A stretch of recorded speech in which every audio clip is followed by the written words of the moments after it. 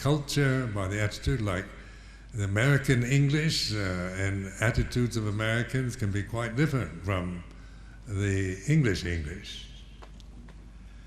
So even the language, there is a statement about the thing that separates the British from the Americans is their common language.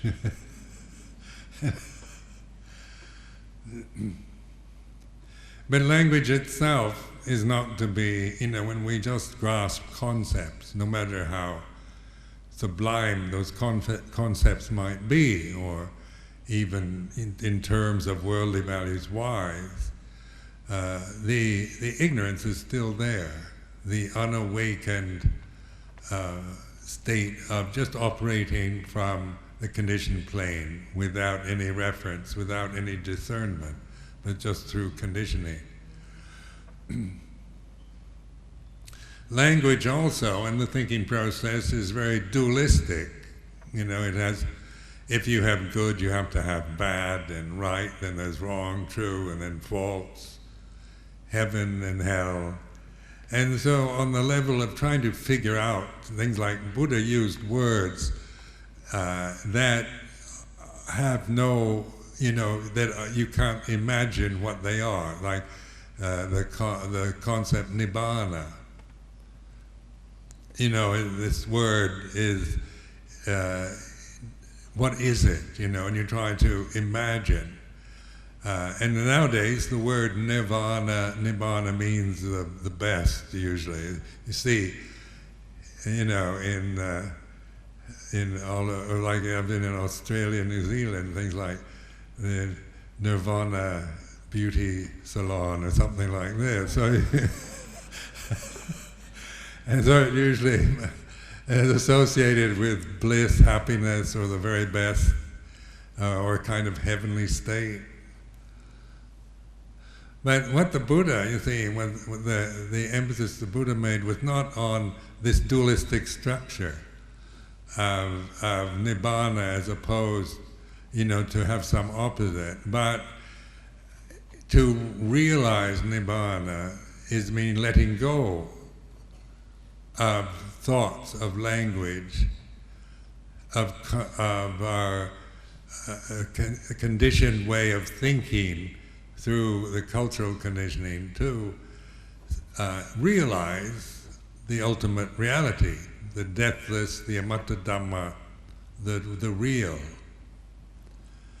And that we can't, when you try to describe that or define it or analyze it, you just get your, brain in a twist. It just is impossible because it's beyond imagination. The Buddha used words like anatta and nibbana and shunyata. He used words like the unborn, uncreated, unformed, unconditioned. He used like the amatta dhamma, deathless truth, deathless reality. And these words, they are, words, translation of Pali words into English words, but notice that the conditioned and the unconditioned, just taking these two words, this unconditioned is just a negation of conditions, but it has tried to imagine, tried to create an image of the unconditioned in your mind, and you can't do it. Your thinking process packs up. But it can create any condition, whether it's a fantasy or just a memory of, something like a chair or a table. But the conditioned realm has form, has color, has taste. It can, and then we can create conditions. We can create fantasies in our mind and manipulate conditions with ideas, images, true, false, right, wrong images, beautiful, ugly, whatever. But the unconditioned, unborn, we can't. And so the Buddha in his teaching was bringing us to the point where we see the futility and the suffering we create by our obsessive, blind attachment to conditions. And of course, modern society now is very much attached to the thinking process, to reason, logic, to try to analyze, criticize, to compare, beliefs in progress and how attachment to ideals, strong views, strong opinions about politics, economics, religion, philosophy, whatever. So these attachments, even if we're attaching to something very good, it still has its opposite, and it still binds us to the confusion that we create through this blind attachment. So the aim, it's been, in my lifetime, I became interested in Buddhism in 1955, when I was in the American Navy in Japan, came across Zen Buddhism. And so that was 1955 up to the present.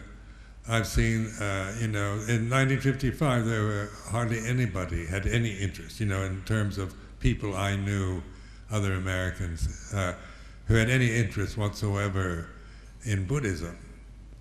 It was not, something that was a part of our cultural expectation. It came to, a kind of fashionable, faddish interest in the 50s, 1950s, through the American occupation of Japan, cultural exchanges that were taking place.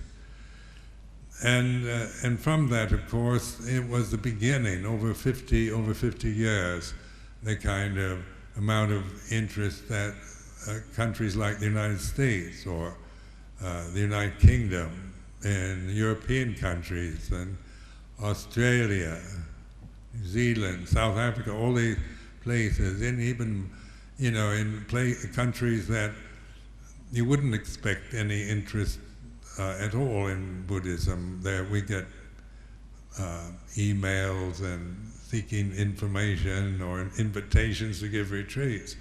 And why is it that at this time there's this sudden interest and upsurge of interest in Buddha Dhamma? Because in terms of, say, Western attitudes about progress and evolution, Buddhism is a very old tradition.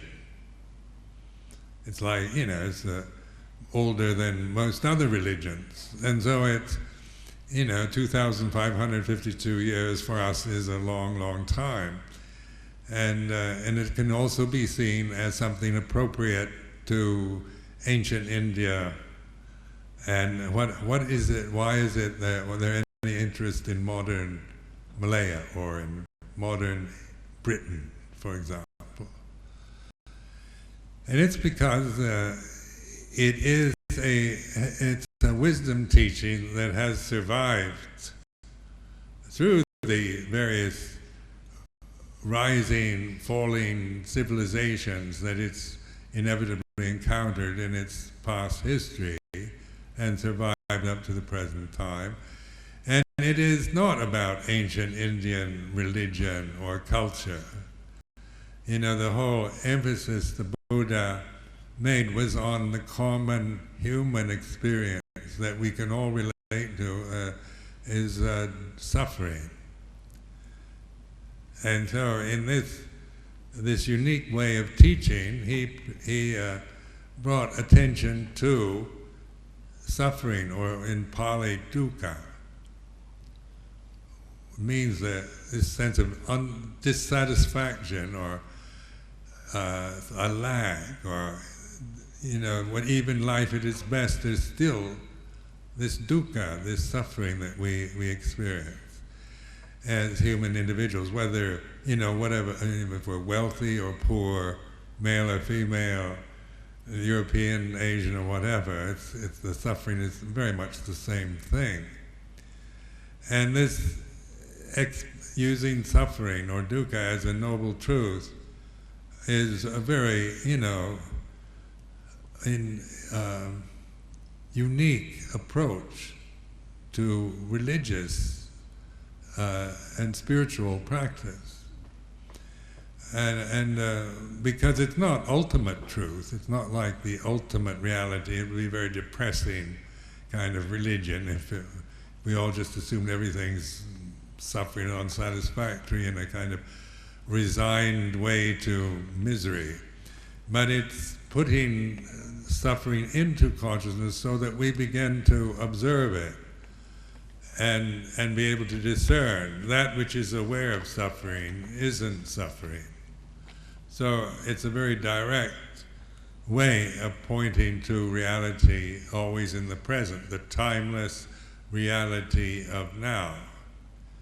And this of course, is now a teaching sought after in the Western world in a way that it was never even considered, or way most Western people, Europeans, Americans, could never really understand or appreciate such an approach until fairly recently.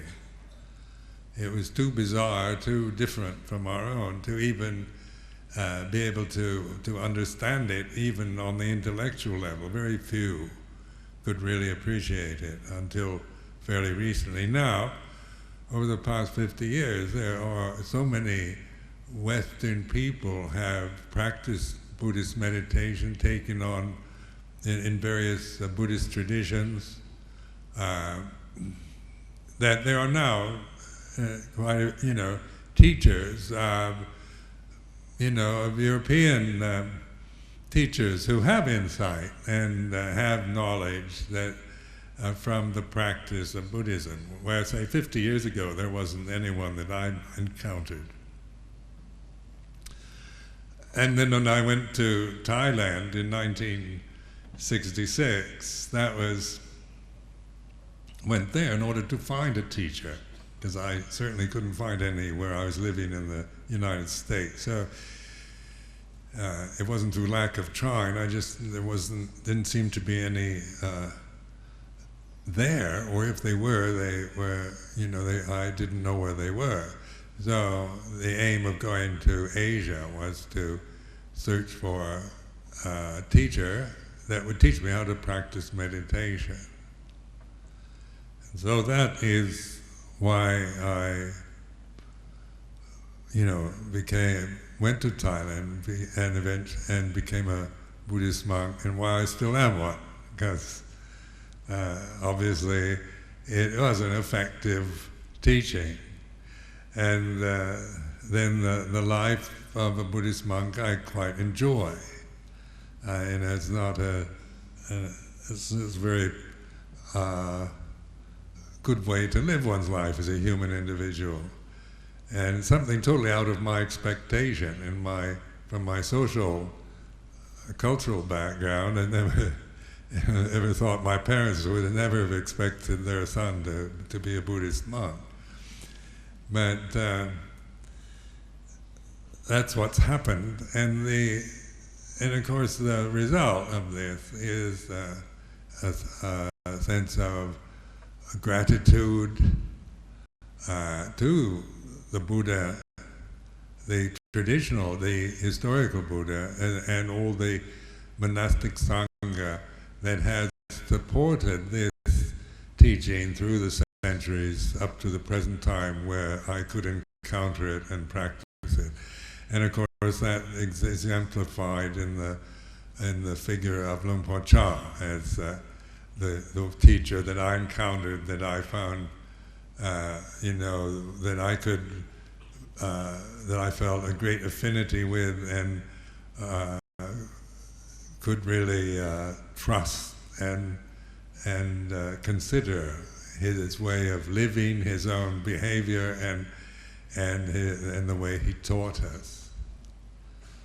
So this is a time now it is very heartwarming to see here in Malaya the amount of interest now, because when I first came to Malaysia in 1964, there wasn't anything like this happening. And so I feel very inspired by this brief visit to Malaya this time, here in Kuala Lumpur and in Penang for 2 nights, and to see the growing interest in this wisdom teaching, because it is something that is that I've found that I can wholeheartedly recommend.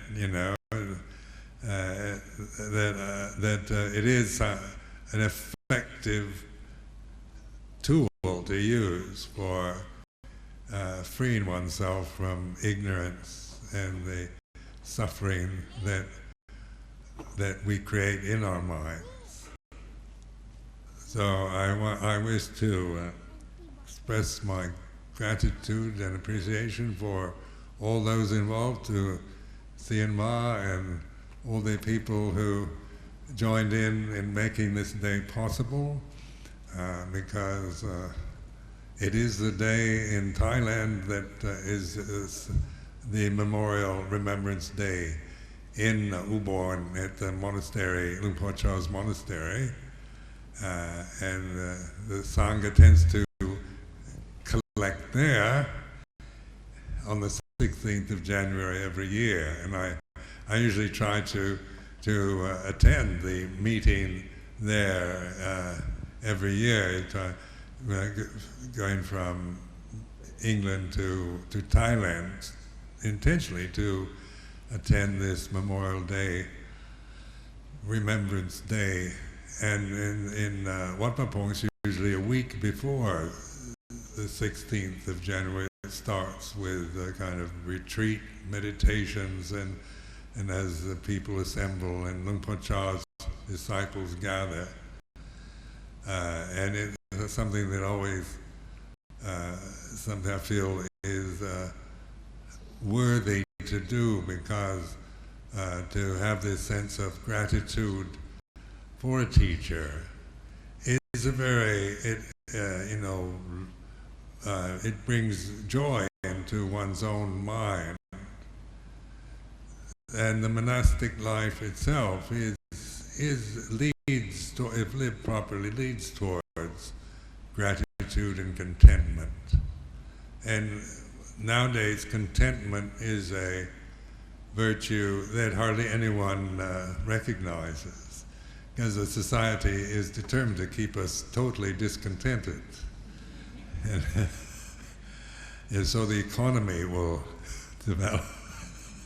If you're all contented, the economy as we know it would collapse. So we have to be discontented and always want something, the newest thing, the newest model, the latest design.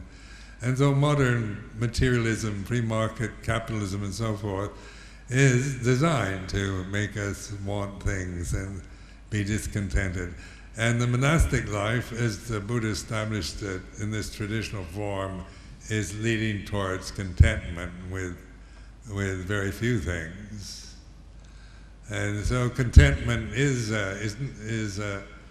also a very peaceful mental experience. To be content is a tranquil experience. Contentment, gratitude, these are the foundations of the holy life, of spiritual development. Just trying to through your own willpower, attain Nibbana, it's impossible. No matter how clever you might be. It's through letting go and through these simple reflections to bring contentment and gratitude and peacefulness. The true nature of our consciousness is that, in which we begin to not struggle anymore in the kind of mindless way that one used to struggle, because that's all one had done in one's life, was to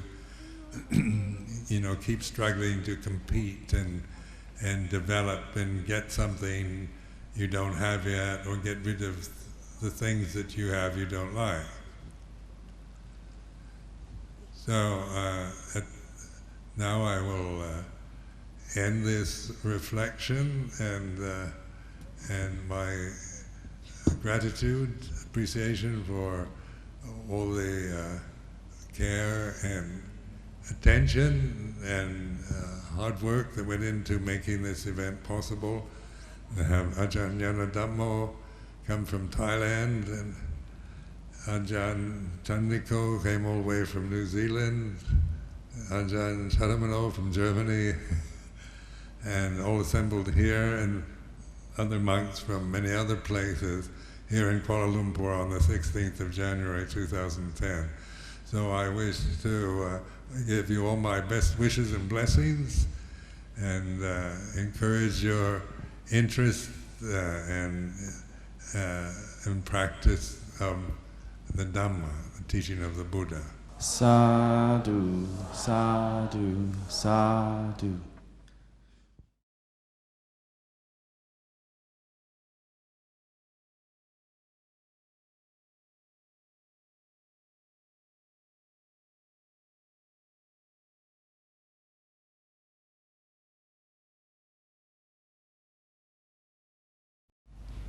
One of the beautiful traditions in our greater tradition is this tradition and ceremony of asking for forgiveness.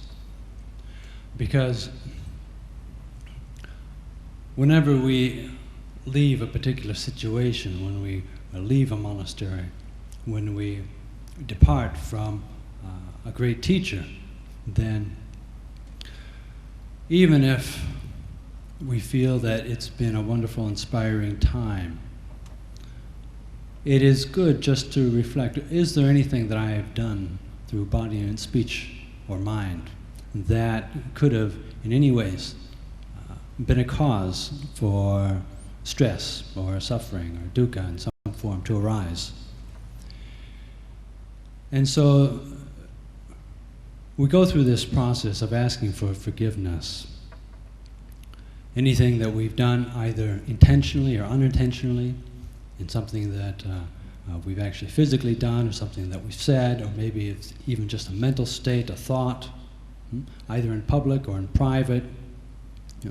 We ask for forgiveness, and in turn our teachers forgive us out of compassion. So on this day, whatever teachers that you have had in your lives, and we can include them in the ceremony. To begin with, we will, if you could join me in the Namo Tassa 3 times. Namo Tassa Bhagavato Arahato Samma Sambuddhassa. Namo Tassa Bhagavato Arahato Samma Sambuddhassa. Namo Tassa Bhagavato Arahato Samma Sambuddhassa. Okay, now please repeat after me. Acharye Pamadena Dwaratayena Gatang Sabang Aparadang Kamatu no Bante Acharye Pamadena Dwaratayena Gatang Sabang Aparadang Kamatu no Bhante Acharye Pamadena Dwaratayena Gatang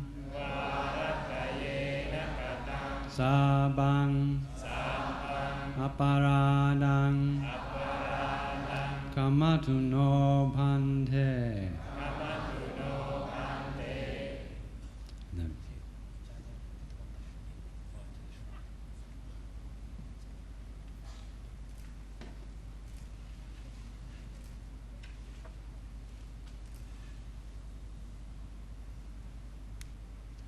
then to conclude this evening, whatever merit, whatever good karma has been generated through all of the wholesome actions throughout the day, then let's consider sharing them with those people who are important in our lives, those people who have been teachers to us, those beings who support our Dhamma practice, and all beings everywhere.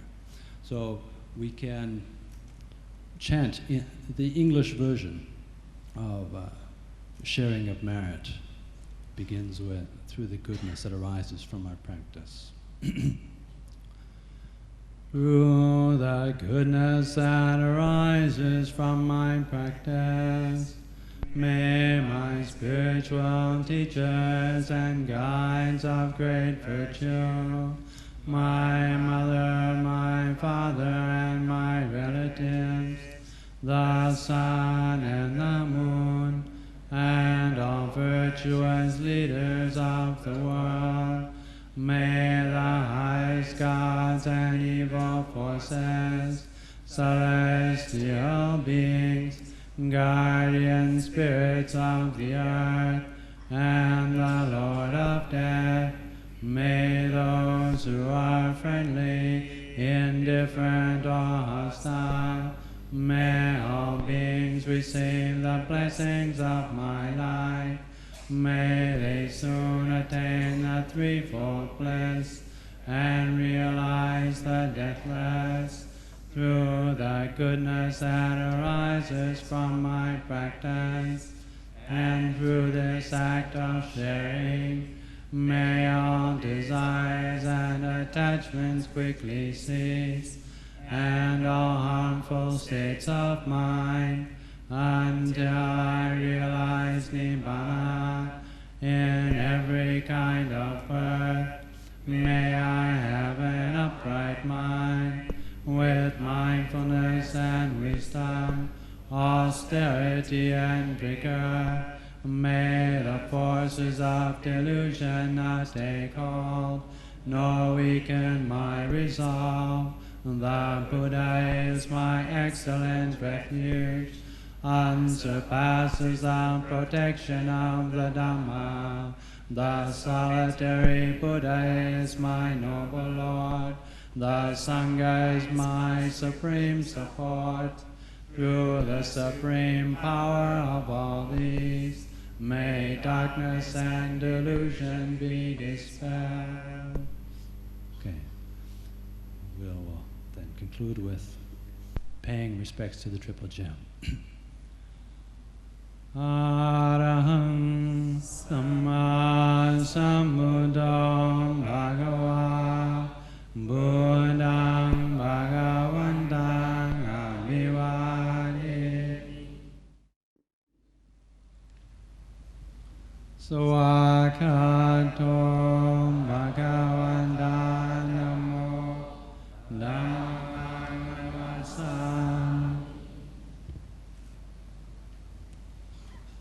Supatipano Bhagavato Savaka Sangho Sangham Namami. Sadhu, sadhu, sadhu.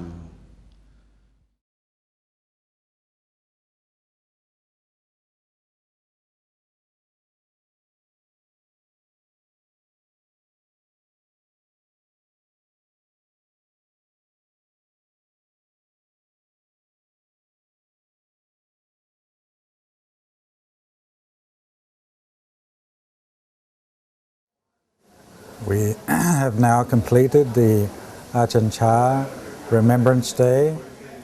The Ajahn Chah Remembrance Day is a way of remembering Sangha. We have remembrance of the Buddha, the Dhamma and the Sangha. And when we remember monks who have practiced well, practiced correctly, practiced rightly, practiced for the liberation from all suffering, then is the recollection of the noble ones, recollection of the community of bhikkhus who have practiced appropriately according to the Buddha's teachings. And this event has been a very successful event. It's the first time that it had been held here in Malaysia, and it was held on the same day as the same event on the 16th of January in Thailand at Wat Nong Papong Ajahn Chah's monastery. And the numbers of people who came to assist in the preparation and then came also to take part in the events. And all the events were around the practice of Dhamma.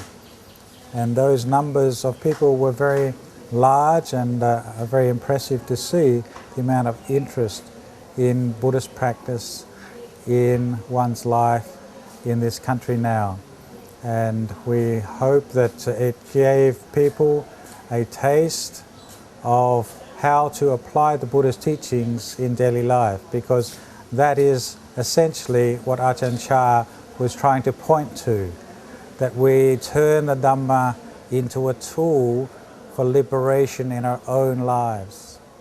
And this Dhamma is a very powerful tool. It was a tool which is the inheritance of the Buddha. And if we take that inheritance and use it wisely, then we can greatly benefit ourselves and others from that inheritance. Just like if our parents leave us an inheritance, some wealth, and then we use that wealth for our own benefit, but also for the goodness in the world, then that inheritance is used wisely as a resource for not only bringing happiness to oneself and happiness to others. So too the inheritance of the Buddha is the teachings of the Dhamma. And if we use that skillfully and wisely and well, then that can bring great blessings to ourselves and great blessings to this world.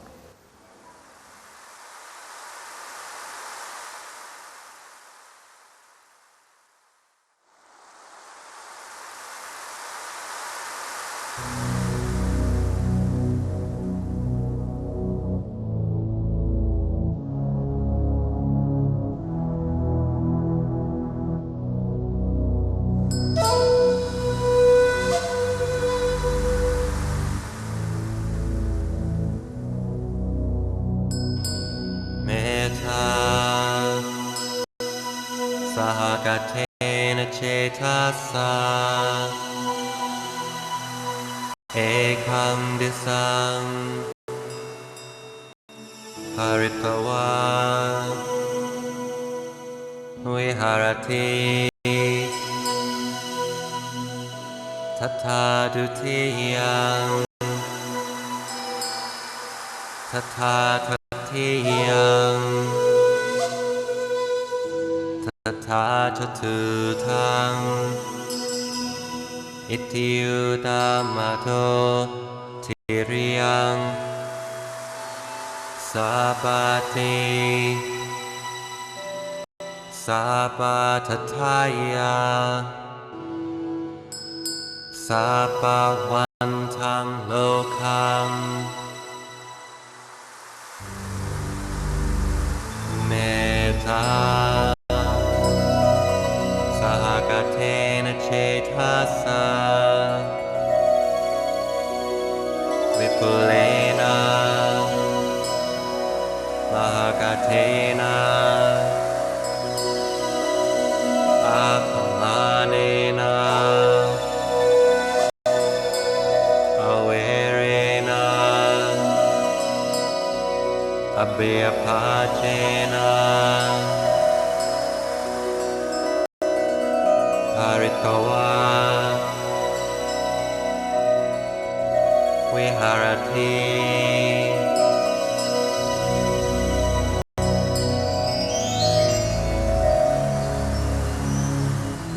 karuna sahagatena cetasa ekam disam paritava viharati tata dutiyam tata tatiyam tata chatutang ติยุตามะโททิริยังสาปาติสาปาทัทธายาสาปาวันทังโลคังคารุณาสหกเทนะเชทัสสะวิปุเลนะมหกเทนะอัปมาเนนะ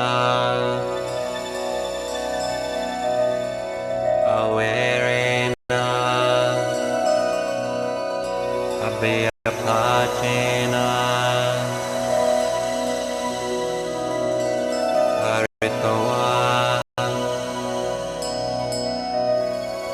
วิหารติ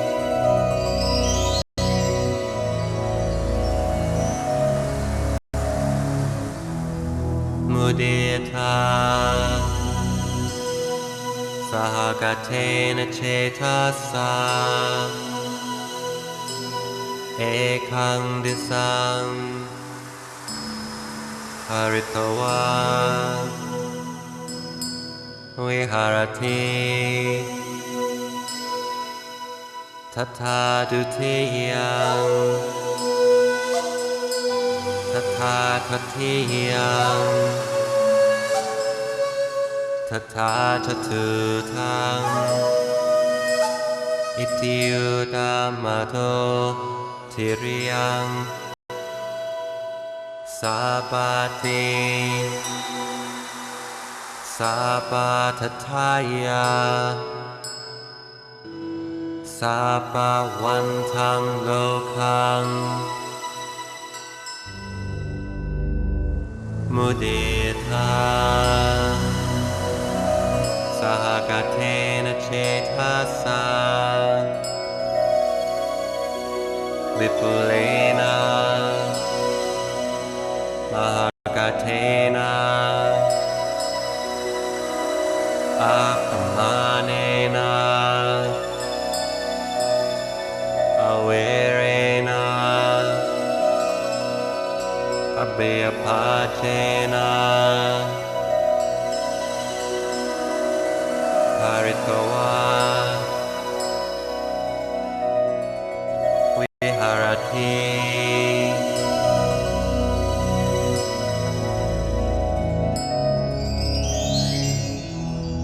อุเบกขาสหกเทนะเชทัสสะ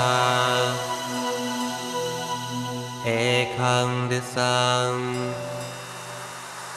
ภริตวาวิหารติทัทธาดุติยังทัทธาทัตถิยัง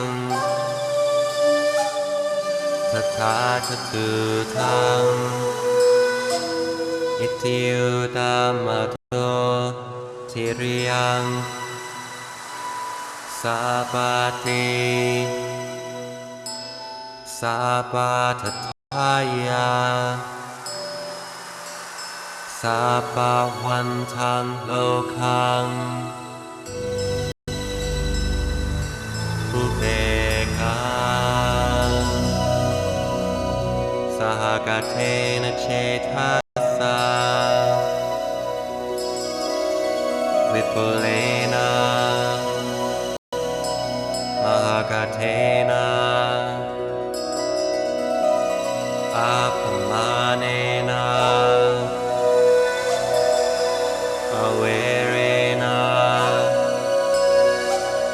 อเบยภาเจนะภริตวาวิหารติ